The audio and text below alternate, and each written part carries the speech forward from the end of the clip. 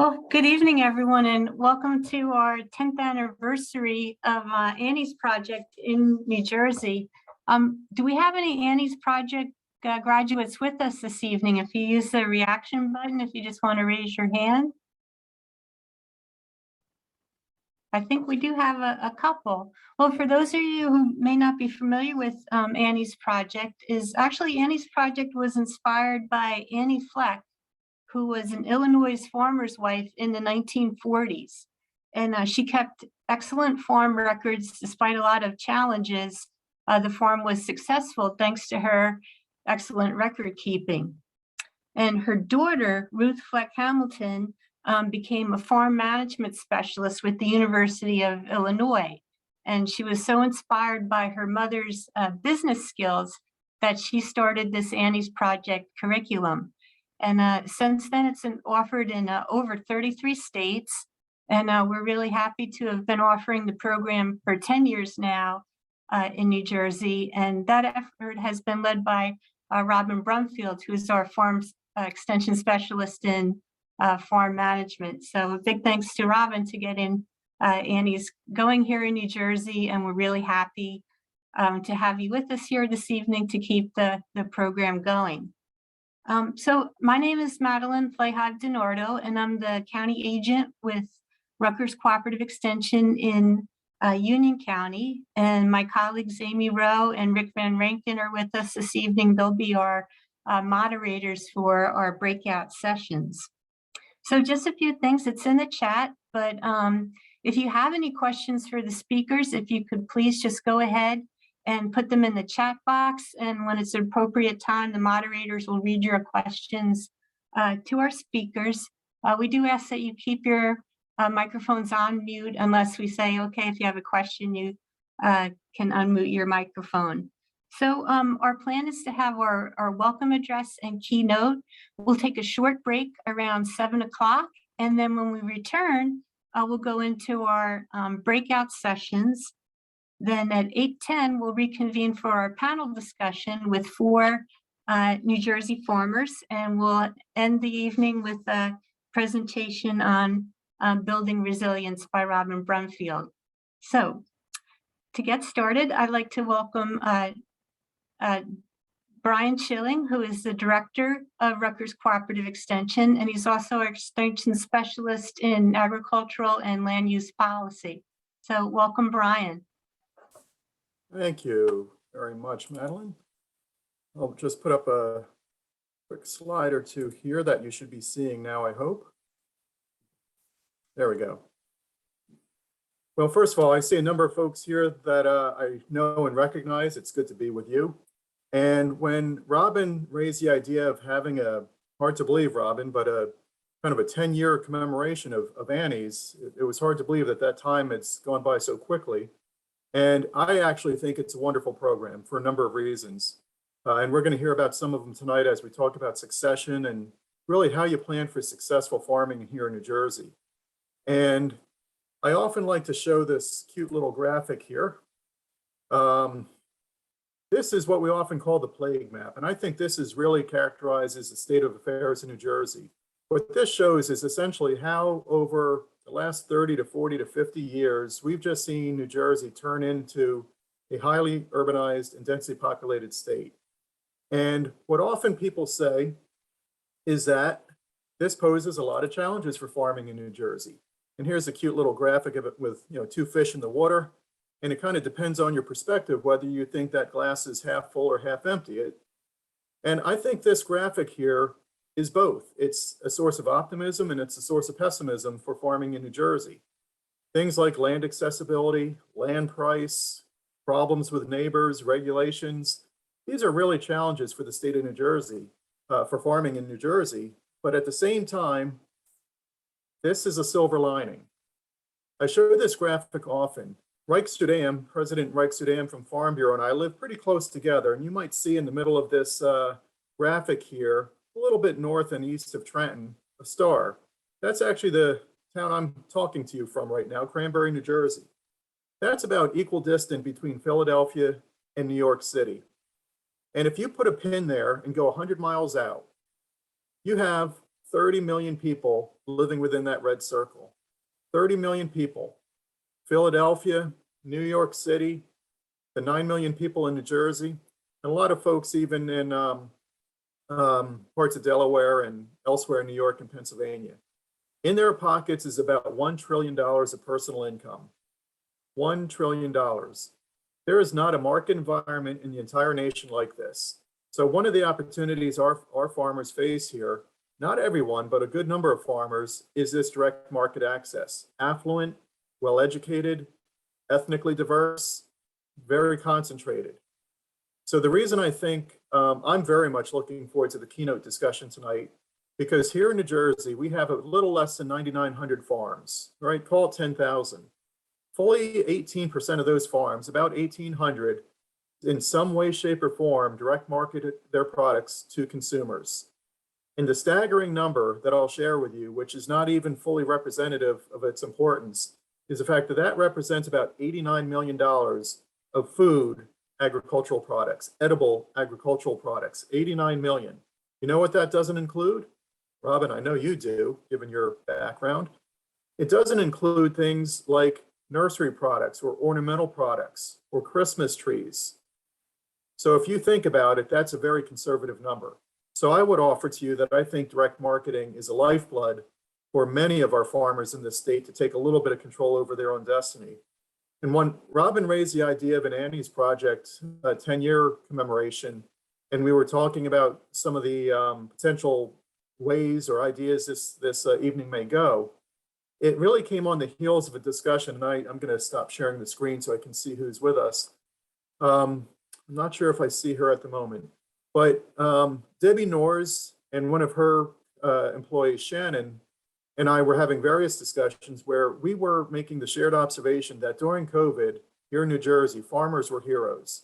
They pivoted in a way that was remarkable and started providing access to food for people that were worried about going to supermarkets, concerned about supply chain disruptions.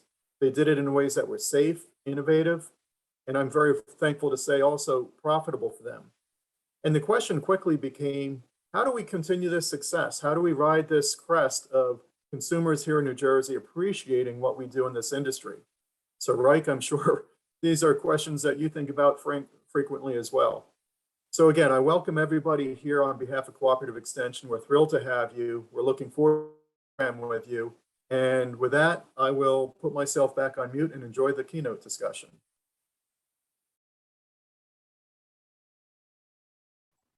Okay, thank you, Brian. Okay, well, we're happy to have with us this evening Dr. Bridget Feehey, who's a professor in the Horticulture Department with Michigan State University. Just like us, Bridget's a Big Ten person. She got her bachelor's and PhD at Penn State University and her master's at Ohio State. So Bridget investigates consumer preferences and has published over 500 articles on consumer preferences and in areas such as horticultural crops and edibles and ornamentals. Bridget is going to talk to us this evening about how to turn new customers that farmers got during the pandemic into permanent customers. So welcome to Rutgers, Bridget. Thanks, Madeline. I really appreciate the invitation to speak with you this evening on this really important 10th anniversary. So we know that COVID just upended everyone's world. And this is a short quote from a couple of my colleagues, just as things were really people were starting to wonder what was going to happen in 2020. But we know that so many local producers really were, as Brian said, were the heroes to be able to provide food. And it wasn't just fruits and vegetables, it was animal products and ornamentals. So horticulture is definitely experiencing a moment. But as business people, we have to think about kind of where are we headed and how do we keep these people as customers? And I was a little skeptical when I saw this report from Podium published early in 2020 that said the shadow of the pandemic is going to last 2024 and beyond. And I thought, wow, it really was not just a blip. It has been a fundamental shift.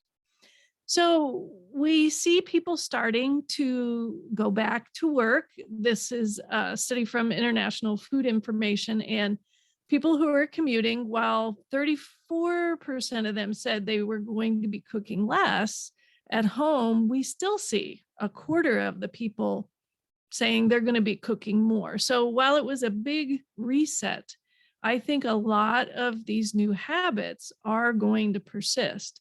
So we got all these new people. How do we get them coming back? I'm going to say it's simple, but it is definitely not easy.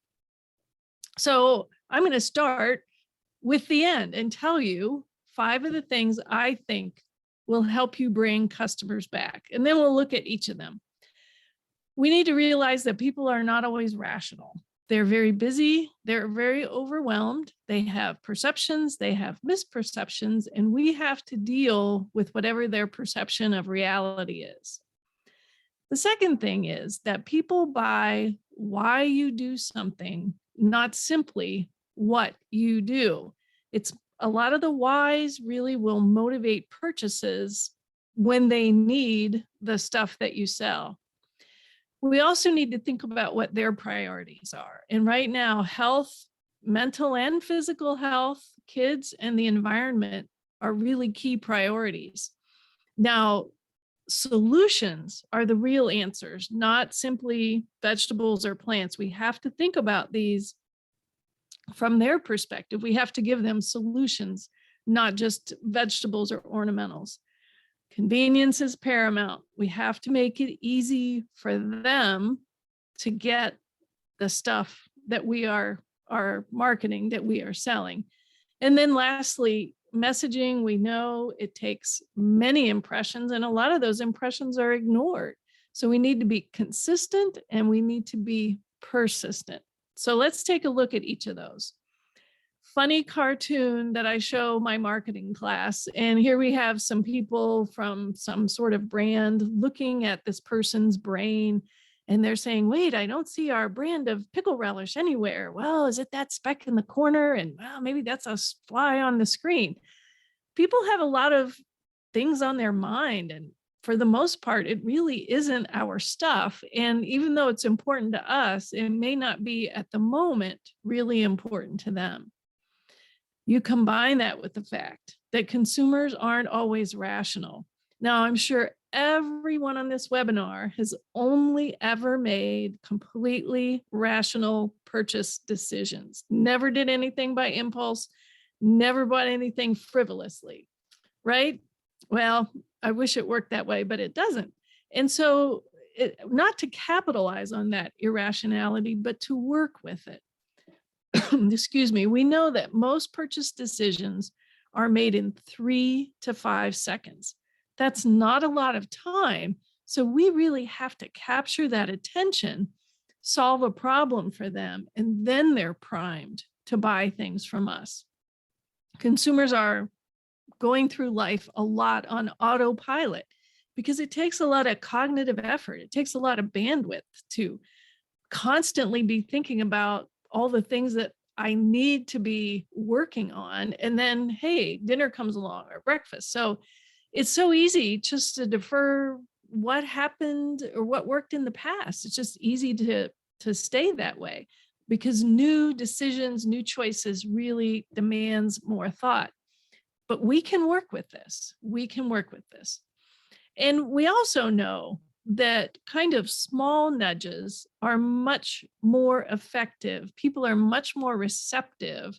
In fact, there's a book about nudging and how that works on consumer behavior. And so thinking too that we can nudge them towards solutions is going to be much more effective than asking them to make big fundamental changes. Ultimately, you see the repeat button here. We know educators say it takes at least 7 impressions to learn something. Well, we've got to probably have 70 impressions up there for them to see 7 impressions. We need to think about being their go-to for food choices or plant choices or floral choices by staying on top of their minds. Repeat, repeat, repeat. And so this salience, or the need to be in front of them, to be conversing with them consistently and persistently, is going to be the way that we stay at the top of their mind. Now, I want to talk about the what and the why. And some of you may have seen, I excerpted this very short clip from Simon Sinek's The Golden Circle. And I want to play it for you. There's a pattern. As it turns out, all the great and inspiring leaders and organizations in the world, whether it's Apple or Martin Luther King or the Wright brothers, they all think, act, and communicate the exact same way. And it's the complete opposite to everyone else. All I did was codify it. And it's probably the world's simplest idea. I call it the Golden Circle.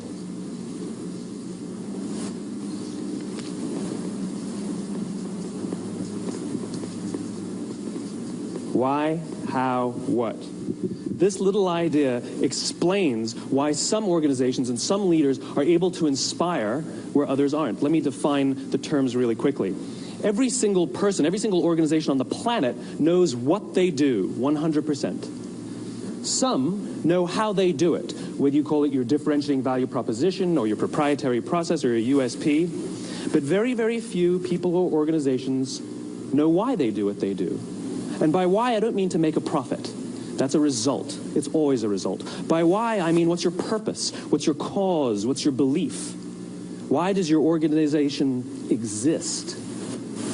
Why do you get out of bed in the morning? And why should anyone care? Well, as a result, the way we think, the way we act, the way we communicate is from the outside in. It's obvious. We go from the clearest thing to the fuzziest thing.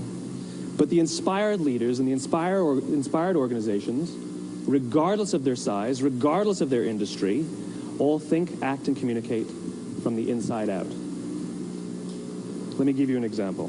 I use Apple because they're easy to understand and everybody gets it.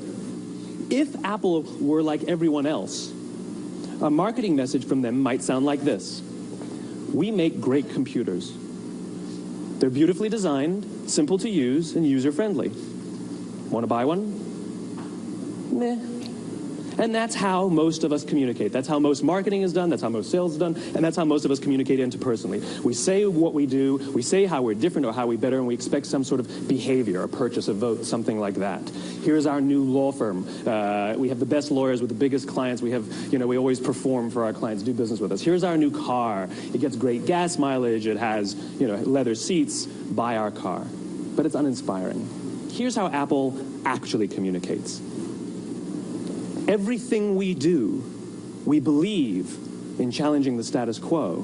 We believe in thinking differently. The way we challenge the status quo is by making our products beautifully designed, simple to use, and user-friendly. We just happen to make great computers. Want to buy one?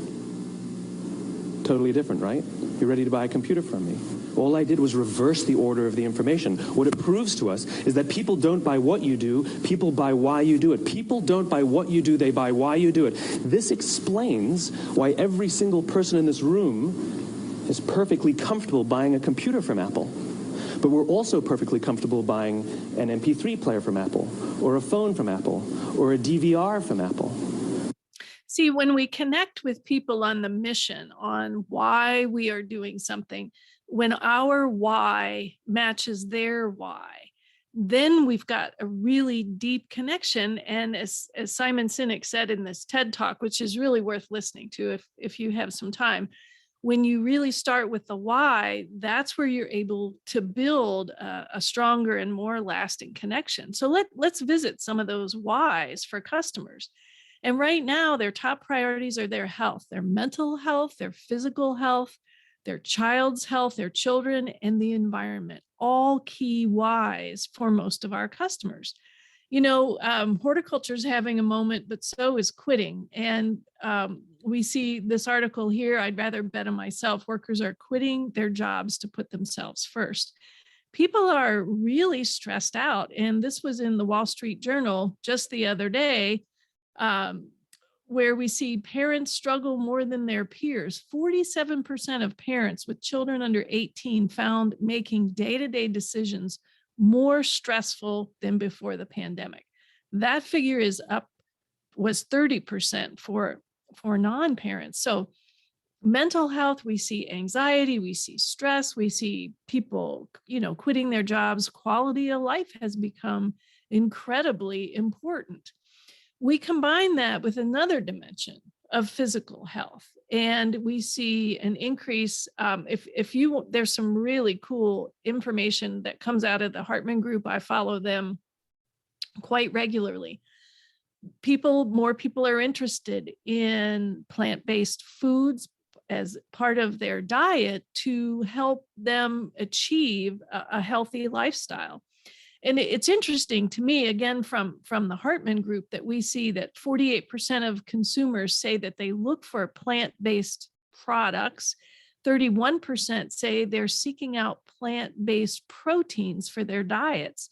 So we see this convergence of mental health and physical health, and we know that being in and around plants, ornamental plants, contributes to our mental health. We see this even in mainstream retailers where, here we have a major grocery chain, Wegmans, plant-forward meals. We're very much a part of this, and they're recognizing the trend. We need to also capitalize on that trend. It was interesting to me also, Whole Foods released their first top 10 food trends for 2022, and I'm not going to go through them all, but I want to highlight a couple of them that relate very much to local food growers. Whole Foods is talking about ultra-urban farming, where they're growing hyper-local crops, reductarianism. And this was the first time I'd heard the term plant curious eater. I thought that was pretty snazzy. That might be something that you pick up. People who are trying to reduce their intake of animal products and take in more plant proteins. And then this was really interesting. Grains that give back, that help with soil nutrient cycling and overall soil ecology. And that really brings us into that next trend about the environment. I'm a very faithful Harvard Business Review reader. I don't read everything, every issue, but this one really caught my eye. It was based on the book that the authors published. It's called the Net Positive Manifesto. And I didn't take a very good shot of the article, but it says, "Is the world better off because your company is in it?" Big companies are understanding that consumers now have their eyes on them. They're concerned about water use. They're concerned about pollution. They're concerned about climate change. They're concerned about pollinators. And so I see information more like this becoming more common. Again, from the Hartman Group, 72% of consumers are willing to pay more to support companies that share their values. 22% can identify a sustainable product, but only 17% can identify a sustainable company. This can give you the impetus to make sure that you are one of the companies that consumers recognize as a sustainable company. And hey, this is really mainstream. Starbucks is celebrating their 50th anniversary. And this ad was in the Wall Street Journal. They're saying here, what is possible when we work to be planet positive, giving back even more to the earth? It's a coffee company, but they're recognizing that their customer base is their health is important, their children are important, but the environment is also a key dimension. And we can so capitalize on these focal points.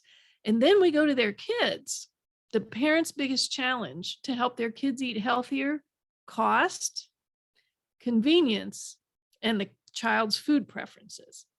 Well, I'm going to talk a little bit about the cost and the convenience in a couple of minutes. Their food preferences, We know that a lot more local produce tastes a lot better than some of the stuff that has to travel a long distance. And so we have an opportunity to shape the eating of the future customer when they are younger, particularly when we have very tasty products to offer the parents.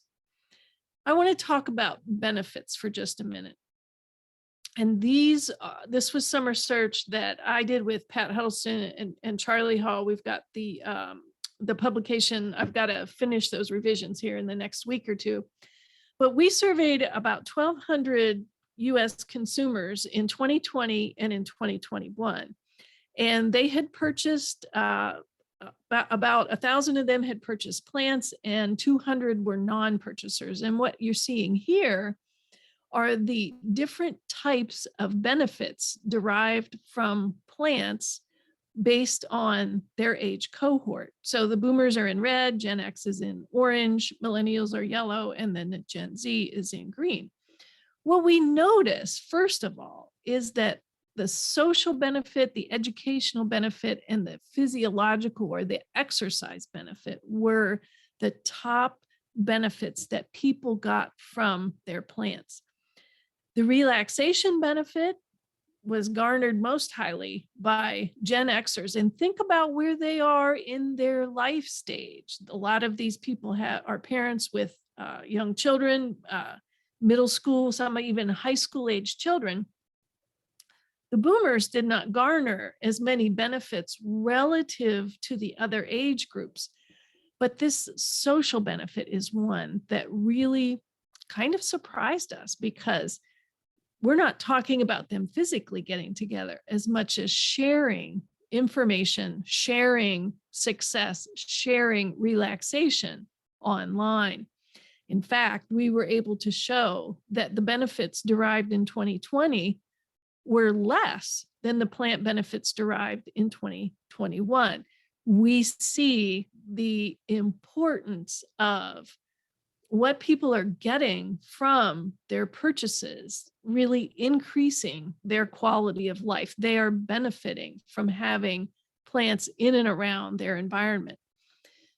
So where do we get the fuel? Where do we get the research-based evidence to help us communicate with our customers about the importance of good, nutritious food, about ornamental and edible plant material? Where do we get that? Well, Charlie Hall and Melinda Knuth, about 2 years ago, assimilated several hundred research-based studies that were published in the peer-reviewed literature and put them together. And this is the one I really want to key in on, the emotional and mental health benefits of plants.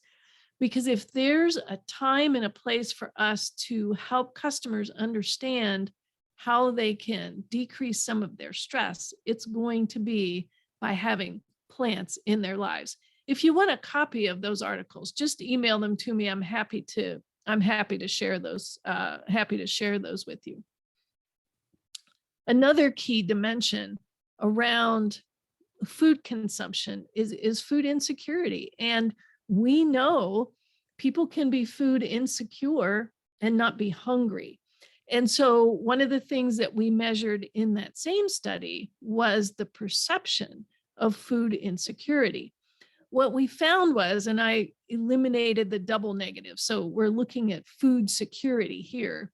What we found was the boomers were the ones who were most food secure.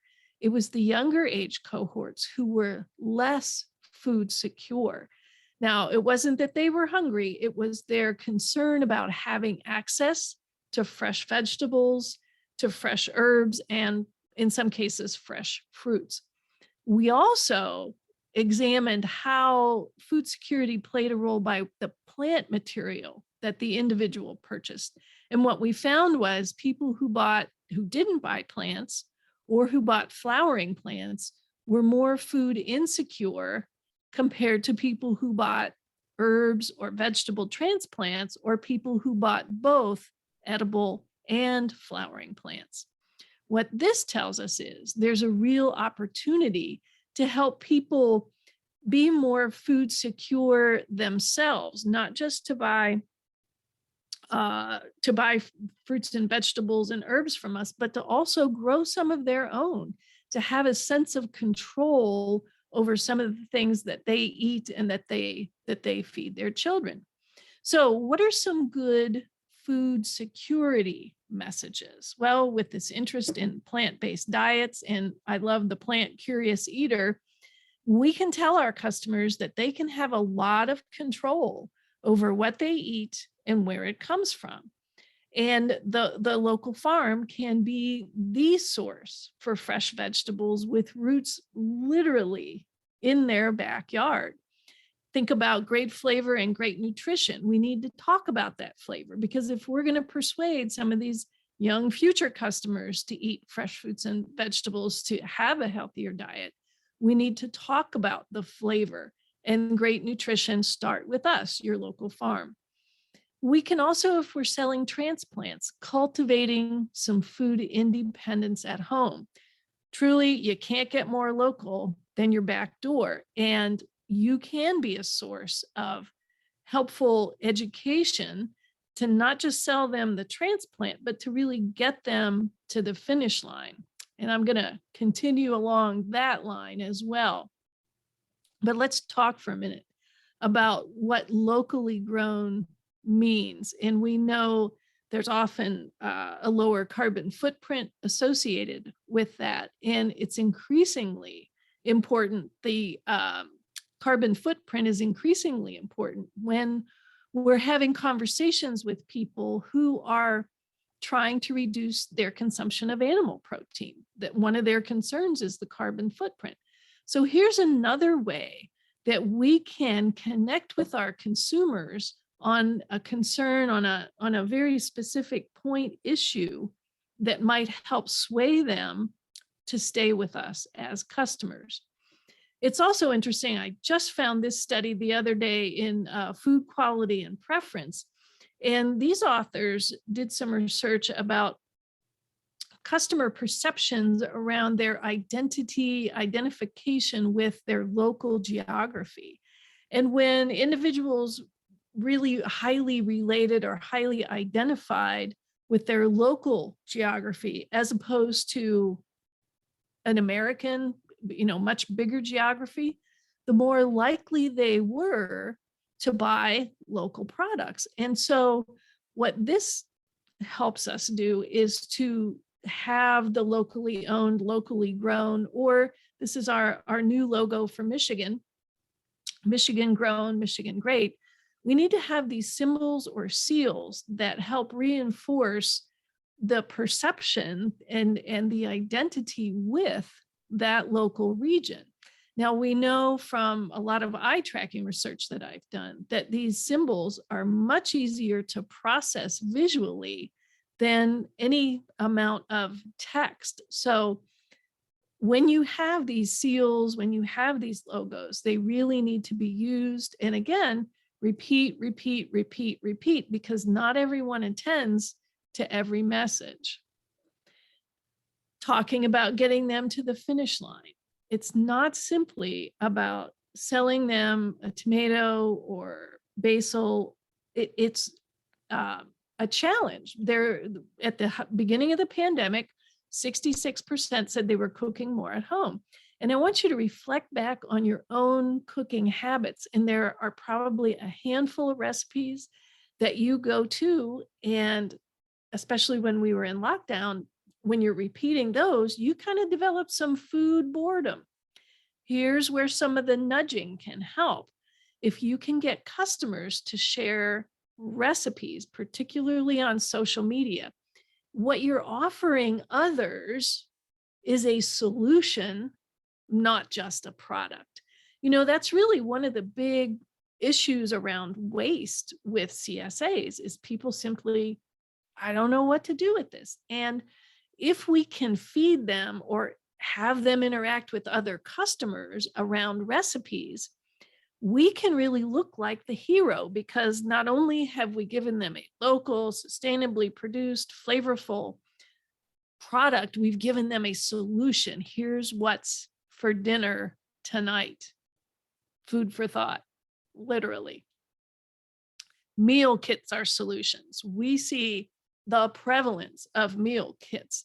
And so is there a space for you as a small farmer to work with other small farmers, whether it's animal protein or other plant products, to offer a solution rather than a bundle of products? Could you feature one recipe a week and help that busy family put a meal on the table that is healthy, nutritious, flavorful, and locally sourced?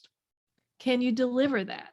You know, we've gotten so accustomed to convenience, and I'm going to talk about convenience. Is there a way? Is there a mechanism for you to consider some sort of delivery? And if you're growing plant material, I love these signs. You know, why not grow your own? The focus is not on the plant. It's on truly the fruits of the plant, because yeah, you know, cucumbers are okay to look at, but the reason people are buying the fruit trees or the vegetable plants, they want to reap the harvest. And so get them mentally closer to the finish line, and then you'll probably get them closer to the start line with buying those plants. And back to the environment, why not give them real, tangible information about the environmentally responsible choices you are making? If you're growing plant material, what kinds of containers are you using? Are they recycled containers? Do you recycle containers from consumers? Do you reuse containers? What do you do with your plastic? Can you show them the environmentally responsible choices that you are making?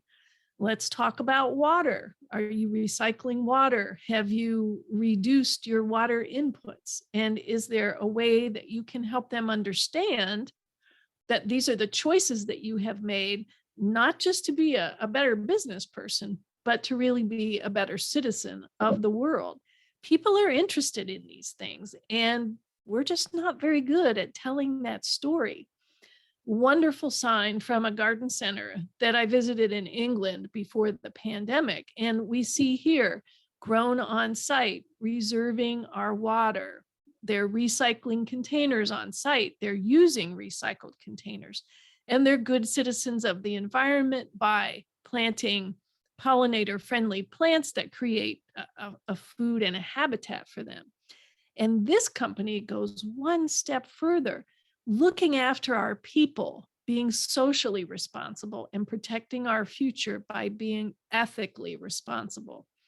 These messages really can bring some traction and help people, give people a reason to stay with you rather than looking at another alternative. Want to talk about convenience for a couple of minutes. This graph from the Wall Street Journal, you look at the rocket upwards of e-commerce as a percent of total retail sales. It's around 15%, but look at how dramatically that has gone up. We're getting addicted, sadly enough. I think Amazon has fed this, but we're getting used to having products delivered. People learning about those? Well, a lot of different places, but still social media is a key place for people to learn about new products. But almost all of these on the top 4, Extension has some offline, but a lot of this is online today. Advertising's following suit. This is a graph that shows us the percentage of all advertising that's digital. And now spending on online advertisement exceeds all other media combined. So not only are we used to buying things online, we're getting our information and we're seeing the proliferance of ads online. We've gotten used to some things that we really don't want to give up. We've gotten used to curbside pickup. We've gotten used to delivery, and we've gotten used to contactless payment. These are the percentages of people from this study done by Podium who want to see these conveniences continued after the pandemic ends. We need to fit into this model, or we're going to have difficulty competing with other businesses. Now, I'm not saying grocery delivery within 10 minutes, and this one kind of startled me, obviously in a very population dense area like London, but I thought, man, grocery delivery within 10 minutes, that's setting a pretty unreasonable standard. But my point here is we're getting used to that convenience.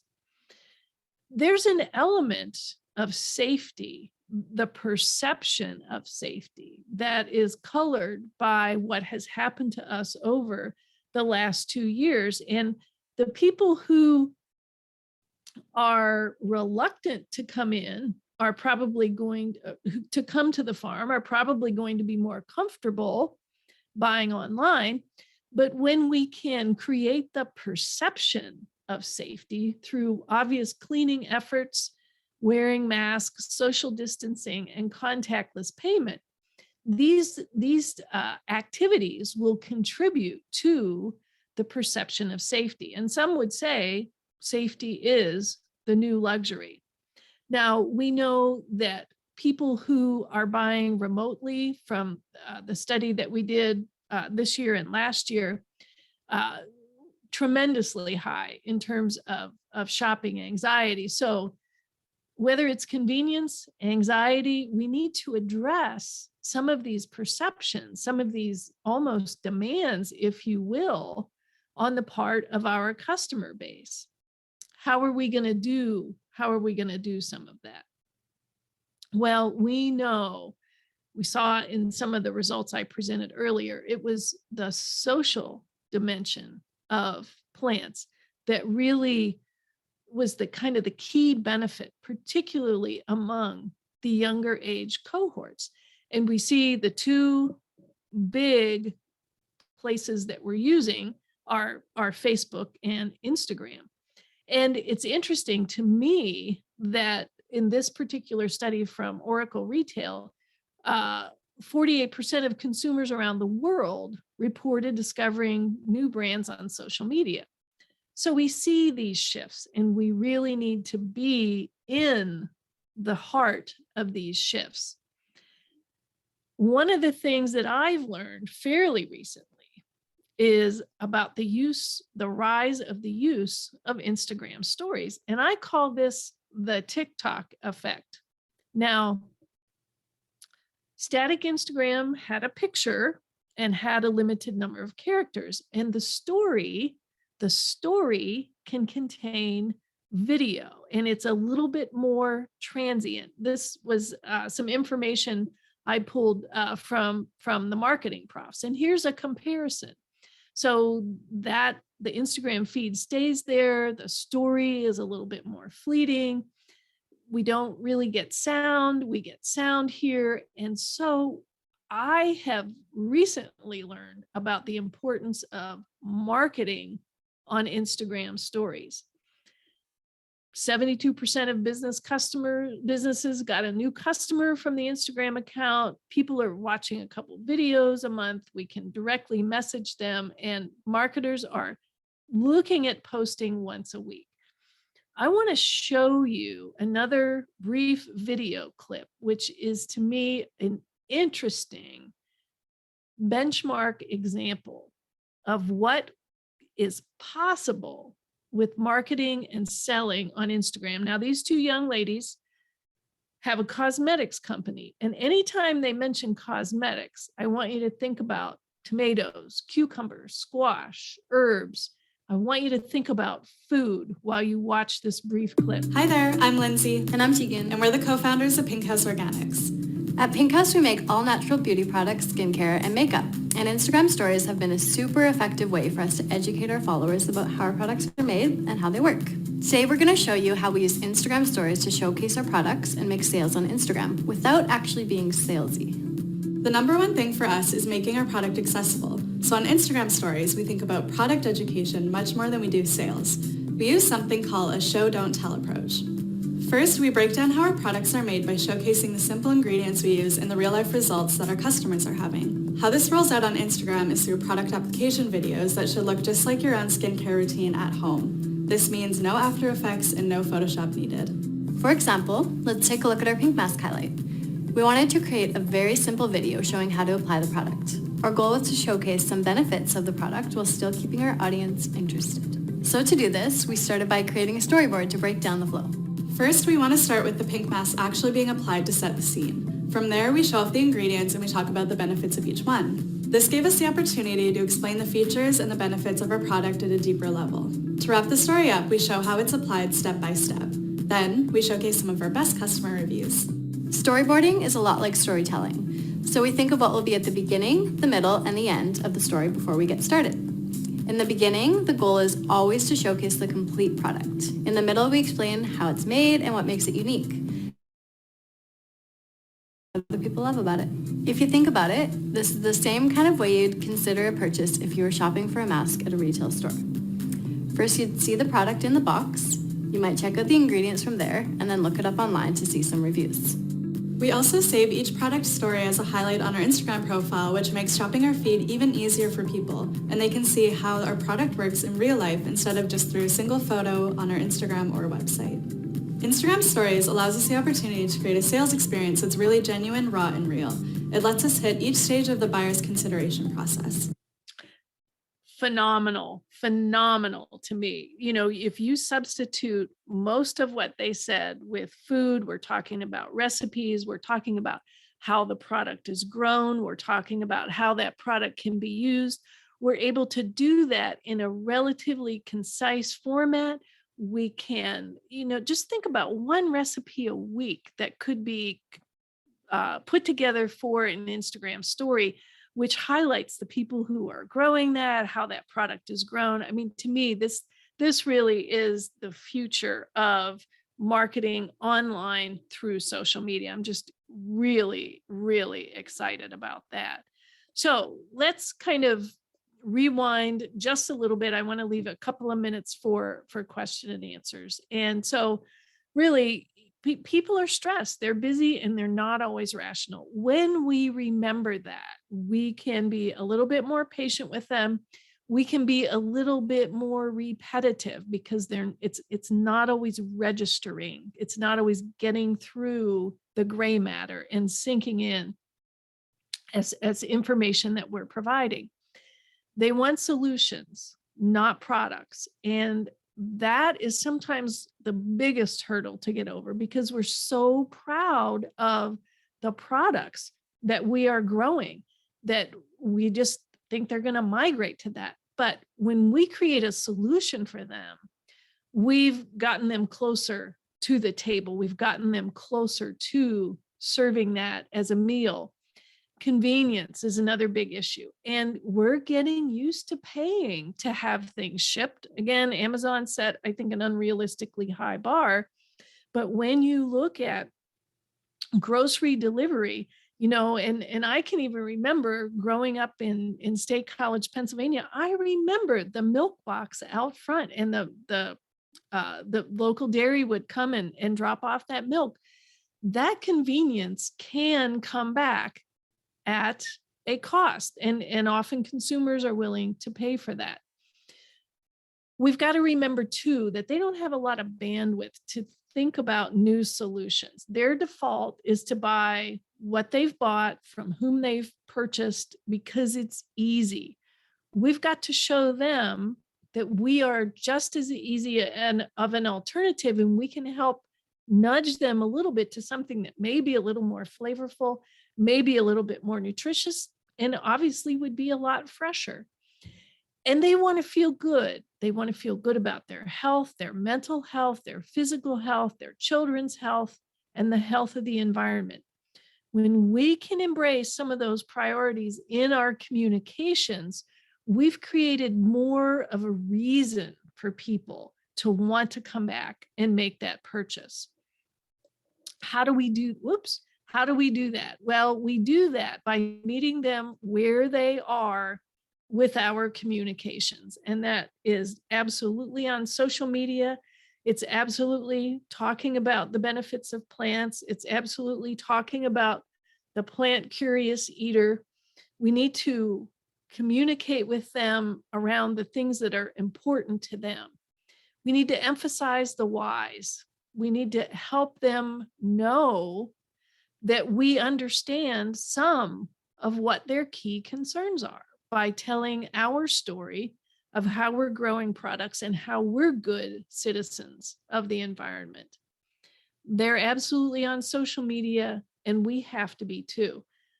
I'm not a big advocate for stopping all conventional advertisements, but I know companies that are doing quite well without them, because we have really seen that tipping point moving away from print and moving into digital, offering solutions, delivery, recipes, kits, selling on Instagram stories. I know it's stretching the comfort zone, but I think it's important to at least be considering some of these things, seeking out partnerships.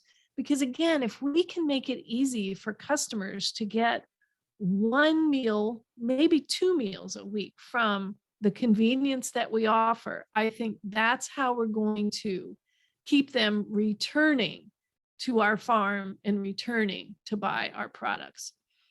I'm going to take a breath here. We've got just a few minutes for Q&A, but I also want to bring your attention to my weekly podcast. If you want more marketing, I produce the Marketing Munchies podcast. It's available on my website called connect-to-consumer.com. And I'm looking at my clock at 6:51. So I think we've got a couple of minutes. If there are any questions, I don't see anything yet in the chat box. Questions or comments?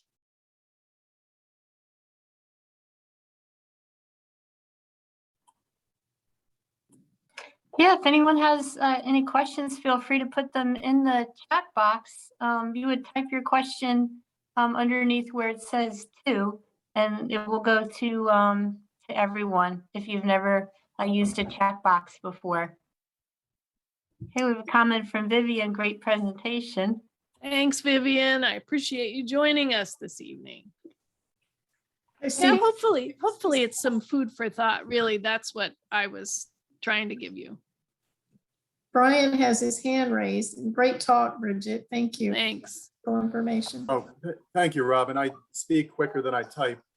Bridget, I'd like to frame a question this way, kind of in the spirit of maybe setting expectations or defining goals.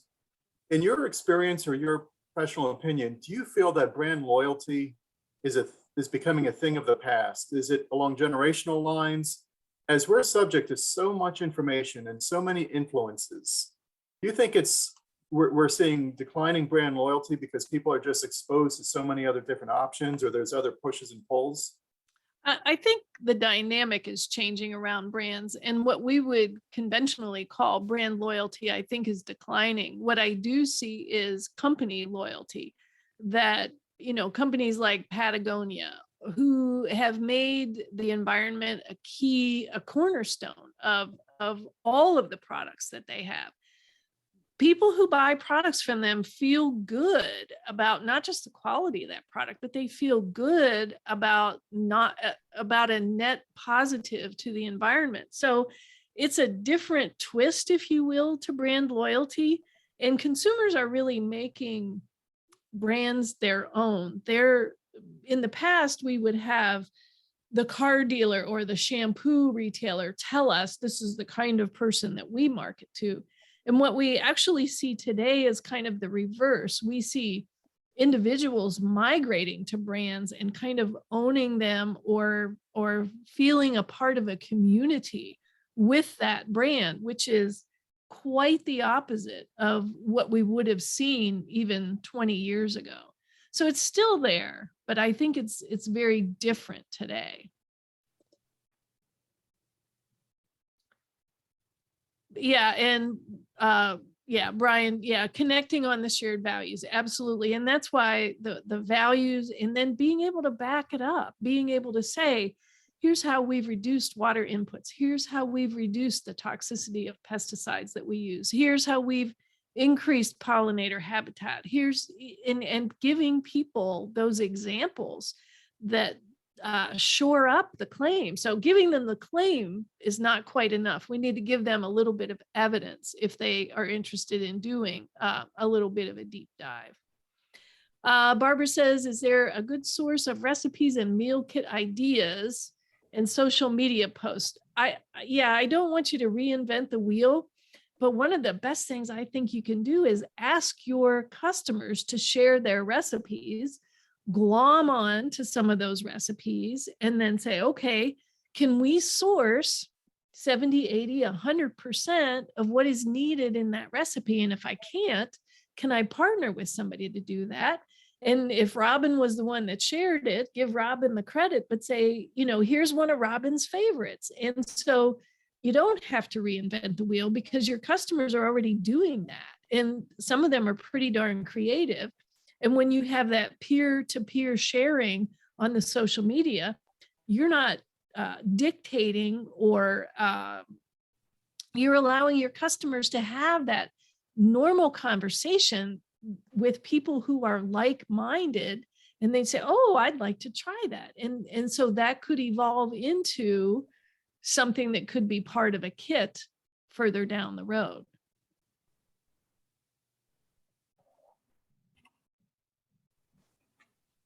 Do we have any other questions for Bridget? Take a sip of my tea here. This is Joseph Heckman speaking. And I just want to speak up in defense of the importance of having livestock and not going to the extreme of plant-based. Livestock are a critical and very important component of having a sustainable agriculture. Absolutely, Joseph. And there are still a lot of carnivores out there. And that's why I think for some vegetable farmers to consider alliances or partnerships with people who are growing livestock can be a very, very fruitful partnership because they're good at one thing and you're good at another. And I just don't think we explore those partnership opportunities as much as we could or should. But I agree completely. That's why I like the term plant curious eater. Doesn't mean they're going to give it up, but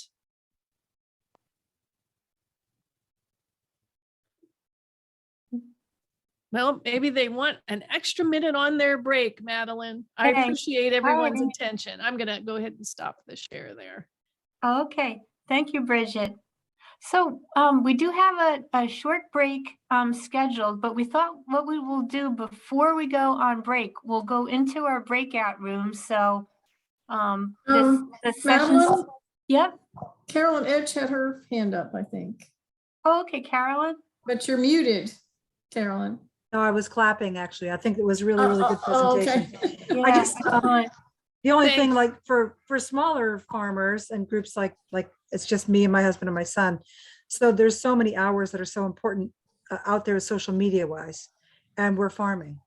So that becomes the largest challenge. So I know there's no way to do it except for to hire someone. But then I guess, I guess you have to get a better business plan to get the money to hire someone to do whatever you're going to do. Like it just, how do you break into it? Yeah, well, partnerships here again, is there somebody that you can work with that is marketing maybe the opposite that could help both of you or three of you with social media, as opposed to, we all need one more thing to do at the end of a very long day, but that's where our customers are. So that's where we really need to be.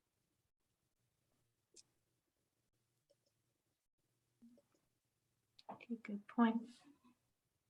Okay, also I have in the chat box for everyone at the very top, I have all of our speakers' contact information and links to their website. So feel free to copy that information and you'll have ways to contact all of our speakers and panelists.